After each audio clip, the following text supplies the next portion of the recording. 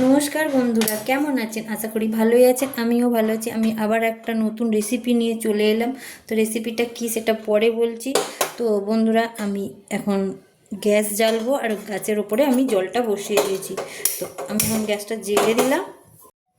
তো গ্যাসের উপর আমি যেই জলটা বসিয়েছি তাতে আমি সামান্য নুন দিয়ে দিচ্ছি। তো আমি এবার জলটায় নুন দিয়েছিলাম সেটা একটু ঘেঁটে দেবো। আর এখানে আমি মাছ নিয়েছি, এই মাছগুলো জলের উপর দিয়ে দিচ্ছি। মাছটা সেদ্ধ হবে। তো মাছটা আমি জলের উপর দিয়ে দিচ্ছি। আর আমি নুন হলুদ মাখিয়ে রেখেছিলাম মাছটায়। আমরা চাইলে নুন হলুদ নাও মাখাতে পারেন, কেন কি আমি তো জলে নুন দিয়েছি তাই জন্যে। তো তবু আমি মাখিয়ে নিয়েছি নুন হলুদ। তো আমি এবার জলের ওপর সেদ্ধ হতে দিলাম। তো বন্ধুরা, আমি যে রেসিপিটার কথা বললাম সেটা হচ্ছে, আমরা একে তরুলি বলি, আমরা কি বলেন জানি না। তো তরুলির রেসিপি করব। তো এই তরুলিগুলো এবার আমি কেটে নেব। তো এবার আমি তরুলিগুলো কেটে নিচ্ছি আর এই তরুলির দুদিকটা বাদ দিয়ে দিচ্ছি। দিয়ে এবার আমি পাতলা পাতলা করে গোল গোল করে কেটে নেব। তো বন্ধুরা, আপনারা চাইলে লম্বা লম্বা করেও কাটতে পারেন। তো আমি পাতলা পাতলা করে গোল গোল করে কেটে নিচ্ছি। তো এই দেখুন, গোল গোল করে কেটে নিয়েছি। তো আমি এটাকে এখন সাইডে রাখছি। আর বাকি যেই তরুলিগুলো আছে সেগুলোকেও সব কেটে নেব। তো বন্ধুরা, অনেকেই তরুলি খেতে চায় না। অনেকেই বলতে কি, আমার ঘরেও আছে, আমার দুটো ছেলে আছে। তো আমার ছেলেরাও তরুলি খেতে চায় না। তো এইভাবে তরুলি একবার রান্না করে দেখুন। আপনার ছেলেরা বলবে, মা আর তরুলি নেই, আর একবার বানিয়ে দাও, বলবে। তো আমি এইভাবে বানাচ্ছি। তো বন্ধুরা, বাকি তরুলিগুলোকে কেটে নিয়ে আসছি। দেখুন, সব তরুলিগুলো আমার কাটা হয়ে গেছে। সব পাতলা পাতলা একদম করে কেটে নিয়েছি। তো তরুলিগুলো কাটা হয়ে গেছে। আর তার সাথে আমি কেটে নিয়েছি এই আলু। তো আলুগুলো এই ছোট্ট ছোট্ট সাইজ করে কাটবেন। তো আমি এখানে একটা আলু নিয়েছি।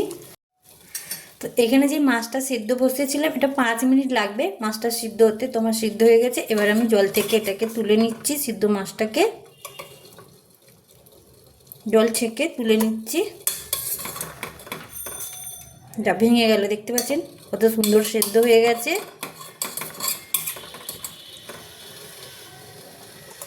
এই দেখুন, আমি দুটো মাছকে সিদ্ধ করে তুলে নিলাম। তো আমি এখানে কড়া বসিয়ে দিয়েছি, গ্যাস জেলে দিয়েছি, কড়া বসিয়ে দিয়েছি, কড়াটা গরম হতে দিলাম। এবার আমি সেই কড়াতে তেল দিচ্ছি। এটা আমি সর্ষের তেল দিলাম। সর্ষের তেলটা গরম হতে দিচ্ছি। তেলটা আমার গরম হয়ে গেছে। এই যে তরুলিটা কেটে রেখেছিলাম, এই তরুলিগুলো আমি এবার দিয়ে দিচ্ছি।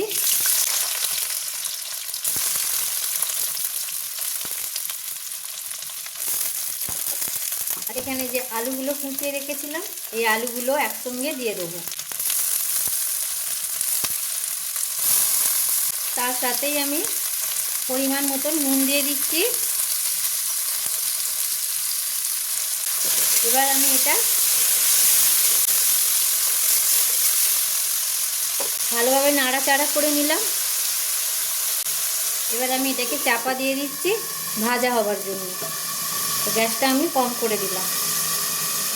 যতক্ষণ তরলিটা ভাজা হচ্ছে সেই ফাঁকে আমি একটা মশলা করে নিচ্ছি। আমি হাফ চামচ কালো সর্ষে দিলাম, হাফ চামচ সাদা সর্ষে দিলাম, এর সাথে সামান্য নুন দিলাম। এবার আমি এটাকে পেস্ট করে নিয়ে আসবো। এ দেখো, আমি সর্ষে, সাদা সর্ষে আর কালো সর্ষে নুন দিয়ে গুঁড়িয়ে এনেছি। এবার আমি এতে দিয়ে দিচ্ছি আদা কুচোনো, কাঁচা লঙ্কা কুচোনো। তো যে যেমন ঝাল খাবেন সেই হিসেবে দেবেন। আর দিয়ে দিচ্ছে, এই দেখুন, একটা বড় সাইজের টমেটো কুচি।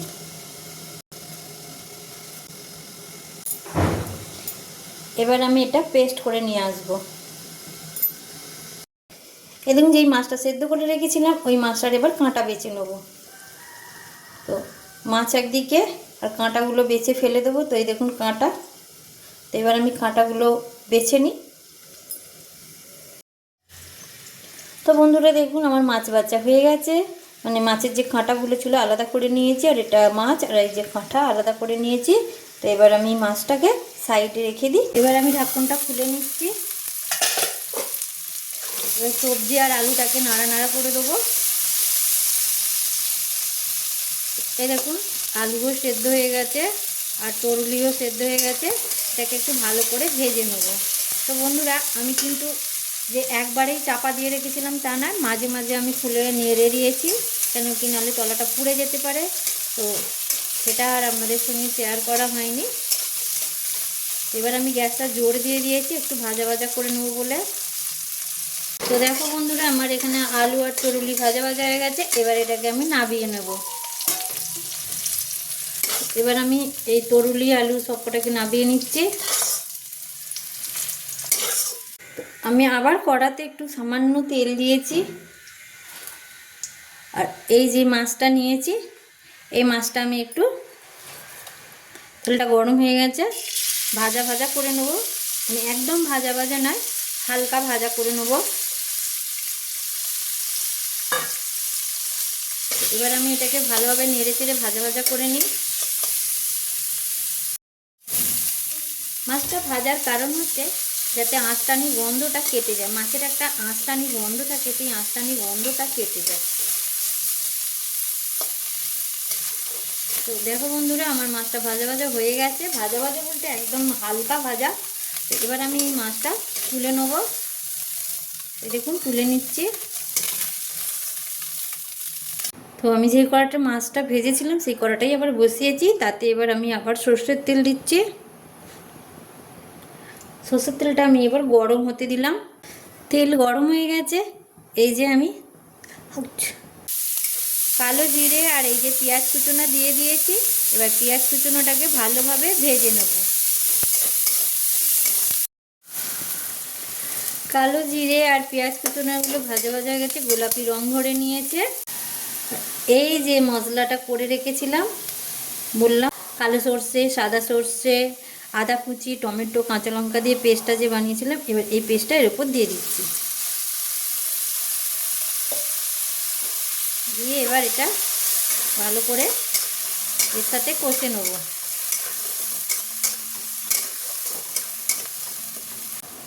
বাটা মশলা দেওয়ার পর সামান্য নুন, মানে আন্দাজ মতো নুন দিলাম, কাশ্মীরি লঙ্কার গুঁড়ো, আর দিচ্ছি হলুদ গুঁড়ো আর জিরে গুঁড়ো দিয়ে এবার সব মশলাটাকে কষে নেবো ভালোভাবে। আর একটু মিক্সি ধোয়া জল দিয়ে দিলাম, দিয়ে এবার ভালোভাবে মশলাটাকে কষে নেব। মশলাটা দেখুন কষতে কষতে একদম জল শুকিয়ে এসেছে, একদম মানে কাদা কাদা হয়ে গেছে। এইখানে যে মাছটা আমি মানে সেদ্ধ করে ভেজে রেখেছিলাম সেই মাছটা এবার এর উপর দিয়ে দেবো। দিয়ে এবার এই মশলার সাথে ভালোভাবে কষে নেব।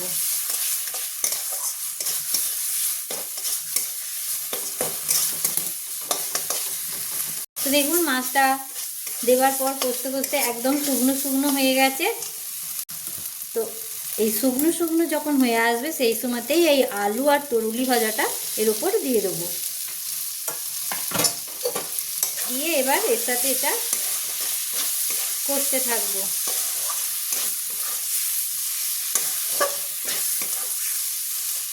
তো বন্ধুরা এটা হলো আমার তরুলি আলু ভাজা মশলা। তো বন্ধুরা এটা হচ্ছে তরুলি আলু ভাজা মশলা। তো আপনারা বলতেও পারেন যে মশলা তরুলি আলু ভাজা। তো আমার এই তরুলি আলু মশলা ভাজাটা কেমন লাগলো আপনাদের একটু বলবেন। আর আমার চ্যানেলে যারা নতুন বন্ধু পুরনো বন্ধু আছো তাদেরকে অনেক অনেক ভালোবাসা। আর তোমাদেরকেই বলছি যদি আমার এই রেসিপিটা ভালো লেগে থাকে তাহলে লাইক, শেয়ার, কমেন্ট আর সাবস্ক্রাইব করবেন। আর অবশ্যই কমেন্ট করবেন, তোমাদের কমেন্টের আশায় আমি থাকবো। আর তোমাদের কমেন্ট পেয়ে আমি আরও নতুন নতুন রেসিপি আনতে পারবো। তো আমার এই রেসিপিটা রেডি হয়ে গেছে, এটাকে এবার আমি নামিয়ে নিচ্ছি। তো এই রেসিপিটা আমার রেডি হয়ে গেছে বন্ধুরা, তো রেডি। তো তোমাদের কেমন লাগলো বন্ধুরা একটু কমেন্ট করে জানাবেন প্লিজ। টাটা, বাই বাই, আবার পরের ভিডিওতে দেখা হচ্ছে।